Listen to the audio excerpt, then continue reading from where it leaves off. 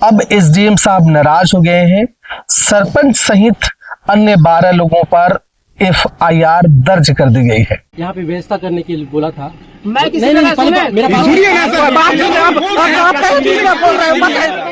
सुनिए ना, हम चुप थे, बोल रहे थे, आप सुनना पड़ेगा। आप किस नियम के तहत ये बताइए हमको कि व्यवस्था करने बोल रहे थे ना कल समिति वाले को, बताइए। यहाँ से बवाल शुरू हो गया। छत्तीसगढ़ में अभी सबसे बड़ा कोई बवाल चर्चे का विषय है तो सीएम साहब के बेटी दामाद का चित्रकूट जाना और उनके जाने को लेकर के जो व्यवस्था करना है वो एक सियासी जंग छेड़ दी गई। वहाँ के एसडीएम का फोन आता है, चित्रकूट के युवा सरपंच है, पढ़े लिखे सरपंच है, कि आपको उनके लिए मुर्गा बकरा खाना आदि इत्यादि डैश आदि सब व्यवस्था करना है। तो पढ़ा लिखा सरपंच है, उन्होंने मना कर दिया। एसडीएम फोन लगाता है और फोन लगाकर कहता है कि सीएम साहब के दामाद और उसके मित्र मंडली आ रहे हैं तो उसके लिए बकायदा चिकन मटन की व्यवस्था की जाए। छत्तीसगढ़ के मुख्यमंत्री विष्णुदेव साय के बेटी और दामाद के लिए बकायदा चिकन मटन की व्यवस्था की मांग की गई। हम बता दें कि चित्रकूट बस्तर के चित्रकूट जलप्रपात के दर्शन के लिए देखने के लिए सीएम साहब के दामाद बेटी और कहते हैं उनके मित्र मंडली वहां पहुंचने वाले थे। तभी अचानक लोहंडी गुड़ा का एसडीएम फोन लगाता है और फोन लगाकर कहता है कि सीएम साहब के दामाद और उसके मित्र मंडली आ रहे हैं तो उसके लिए बकायदा चिकन मटन की व्यवस्था की जाए। फिर क्या था, यहां से बवाल शुरू हो गया। छत्तीसगढ़ में अभी सबसे बड़ा कोई बवाल चर्चे का विषय है तो सीएम साहब के बेटी दामाद का चित्रकूट जाना और उनके जाने को लेकर के जो व्यवस्था करना है वो एक सियासी जंग छेड़ दी गई है। अब समझिए जरा, एक प्रशासनिक अधिकारी एसडीएम वो फोन करके कहता है कि चिकन मटन वगैरह वगैरह की व्यवस्था सरपंच चित्रकूट के सरपंच को करना है। सरपंच पढ़ा लिखा है, युवा है, उसने सीधे मना कर दिया कि भाई हम किस मत से करें या किस नियम के तहत हम सीएम साहब के जो परिजन आ रहे हैं उनके लिए इन सब हम चिकन मटन की व्यवस्था करेंगे।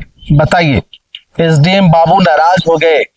कुछ घंटों बाद तुरंत नोटिस जारी कर दिया और तुरंत नोटिस जारी करके चित्रकूट के पार्किंग वगैरह को सबको बंद कर दिया है।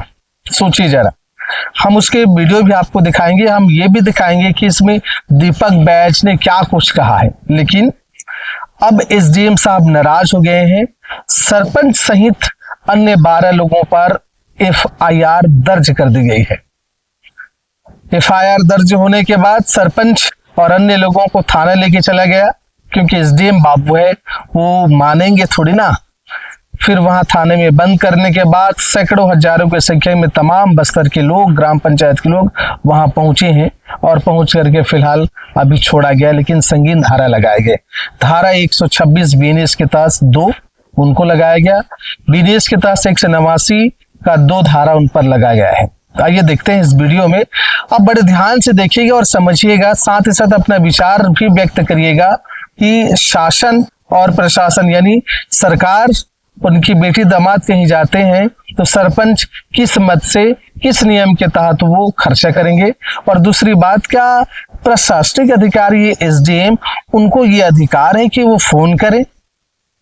अब उसने किया कि नहीं, इनकी भी सच्चाई इस वीडियो के जरिए आप समझने की कोशिश करिएगा। आपने तो 10-12 सवाल पूछ लिया, ठीक है। आपने जो यहाँ पे व्यवस्था करने के लिए बोला था, मैं किसी मेरा बात सुनिए ना, सुनिए ना, हम चुप थे, बोल रहे थे, आप सुनना पड़ेगा। आप किस नियम के तहत ये बताइए हमको कि व्यवस्था करने बोल रहे थे ना कल समिति। सर झूठ मत बोलिए, झूठ मत बोलिए। हम एक ही सवाल कर रहे हैं सर आपसे, किस नियम के तहत आप व्यवस्था करने बोल रहे थे, ये बताइए सर। नियम बताइए, नियम बताइए हमको।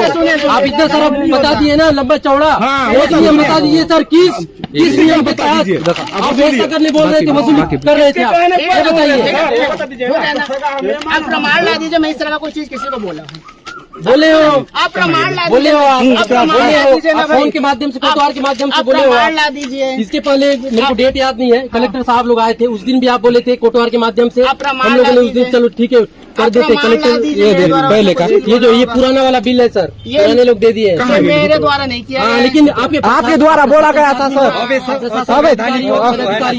सुनिए, कार्रवाई कब करोगे आप? सुनिए कार्रवाई कब करोगे? ये क्या है? ये क्या है? एक मिनट देखिए सर, अभी 2 महीना क्या हुआ, हम ग्राम पंचायत चला रहे हैं, ठीक है। उसका पहाड़ हो गया, पहाड़ हो गया। लेकिन 5 साल से जो अवैध वसूली हो रहा था वो है, तो अब सुनना पड़ेगा बात को। हमारा एक ही सवाल है, किस नियम के तहत आप व्यवस्था करने बोले? किस नियम के तहत बोले आप? हमारा एक ही सवाल है और कुछ नहीं है, एक ही सवाल है। इसके संबंध में आप लोग कहीं बस शिकायत दर्ज करवाए कि मैं जांच करवाऊं? ये जो आप बिल दिखा रहे हैं कि 5 साल इस तरह की चीज हुई है, उसको लेकर आप मेरे पास शिकायत लेके आए हो?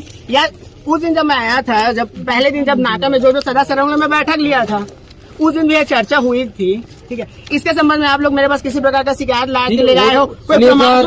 वो हम नहीं जानते, आप अपना नियम बता दो, एक नियम बता दो सर, किस नियम के तहत आप व्यवस्था करने बोले? मैं सीओ साहब क्या बैठा था, आप फोन किए थे, मैं सीओ साहब स्पीकर ऑन किया तो मैं खुद सुना हूँ। अरे वो सरपंच अपने आप को विधायक से बड़ा समझता है क्या? व्यवस्था नहीं कर पाया? कोई नहीं दिखाएगा। देखिए, इस तरह का मैं कोई चीज नहीं बोला हूँ। अगर तो दिखा खुद सुना हूँ, सीओ साहब के फोन में। आप लोग प्रमाण ला दो ना। प्रमाण हमारे पास नहीं है भाई। सर सीओ साहब से बात करें, प्रमाण कैसे दूंगा सर? मैं नहीं, वही बोल मैं रहा खुद सुना हूँ। मैं ये सब कोई उसमें एक नियम बता दो सर, किस नियम के तहत आप, किस नियम के तहत सर व्यवस्था करने बोले, वो बता दो सर। दिक्कत नहीं है, वो तो आपकी शिकायत है ना भाई। ना वो बता दो, अब मेरे आप बता दो, हम इसीलिए बैठे। जब तक निराकरण नहीं हो जाता 21 नियम के तहत हुआ, हम यहाँ से नहीं हटेंगे। टेंट लगाओ यार, आप नहीं हटेंगे, हम नहीं हटेंगे, बैठेंगे चुपचाप। पहले वो नियम बता दो, किस नियम के तहत। 5 साल से चल रहा था, उस टाइम तो पार्किंग होता दूर था, कोई दिक्कत नहीं था। सुनो 5 साल वो लोग वही किए थे, 5 साल आप लोग भी वही करने वाले हो। नहीं, इसीलिए तो वो नहीं कर। पहले अपने कार्यकाल तो देख लो सर, अपने कार्यकाल देख लो, हम करेंगे नहीं करेंगे। मेरा कार्यकाल शुरू ही नहीं हुआ है, कैसे बोल सकते हो? देखो, जब पुराने कार्यकाल की बात कर रहे हो ना, उसकी प्रॉपर एक शिकायत करोगे, जांच कमेटी बैठ जाएगी जो है, उसमें जांच हो जाएगी। बिना तहसीलदार यहाँ पे शामिल है, जांच कौन करेगा? कोई नहीं बोला। आप हमको भी एक लिखित में दे दीजिए, इस नियम के तहत हम आपको ये व्यवस्था करने के लिए बोल रहे हैं। एक आप एक लिखित में दे दीजिए। मैं तो नहीं बोल रहा सर, मैं आपको याद सर, मैं कई बार बोला हूँ कोटवार को भी, अगर एसडीएम साहब बोल रहे हैं तो लिखित में दे दो, हम व्यवस्था कर देंगे। प्रोटोकॉल में है तो हम व्यवस्था कर देंगे, लेकिन आपके पास कुछ कोई ऐसा नियम ही नहीं है व्यवस्था करने का, तो कहाँ से आप लिखित में दोगे? एक ही बात को लेकर उसको मत बोलो जो है। ना हम उसी बात पे, किस नियम के तहत आपने व्यवस्था करने बोला पंचायत को, नाका समिति को? किस नियम के तहत? नियम बता दो, नियम में है तो मन चाहे बिल लेके आज के थमा देते हैं। देखो, जिस पे आप आरोप लगा रहे हो उसकी जिम्मेदारी नहीं है कि वो आरोप के बारे में बोले कि स्वेच्छा से स्वीकार करो जो चीज। मुझे लगता है प्रदेश की पहली ऐसा घटना होगी कि मुख्यमंत्री जी के बेटी और दामाद जाते हैं चित्रकूट पर्यटन टूर पर। उनका निजी मामला है, ये तारीख है। एसडीएम का फोन आता है, चित्रकूट के युवा सरपंच है, पढ़े लिखे सरपंच है, कि आपको उनके लिए मुर्गा, बकरा, खाना आदि इत्यादि डैश आदि सब व्यवस्था करना है।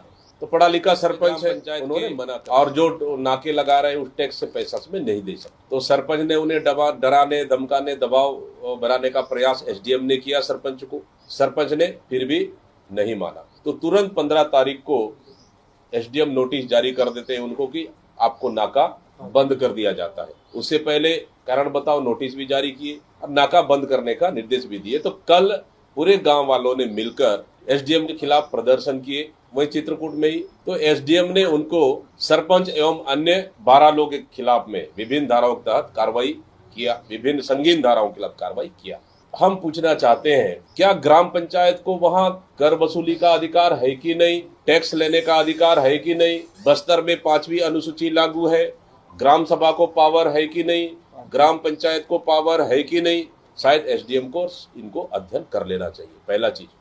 दूसरा चीज, आखिर दामाद तो सीएम के ही नहीं, वो हमारे भी दामाद हैं, राज्य के दामाद हैं। अगर उनको मुर्गा बकरा खिलाना ही था, सरकार पास पैसा नहीं है, एसडीएम पास पैसा नहीं है, प्रोटोकॉल पास पैसा नहीं है तो हमें बोल देते, मैं वहाँ का क्षेत्र का विधायक रहा हूँ, उस क्षेत्र का मैं सांसद रहा हूँ, तो हमारा भी दामाद है और मैंने तो राज्य का दामाद भी कहा, तो हम उनको व्यवस्था कर देते, मैं स्वागत करने खुद भी चले जाता, तो पारिवारिक संबंध भी बढ़ता, हमें भी अच्छा लगता। लेकिन बदले की भावना से एक सरपंच के ऊपर नोटिस देना और कार्रवाई करना, क्या यही सुशासन है?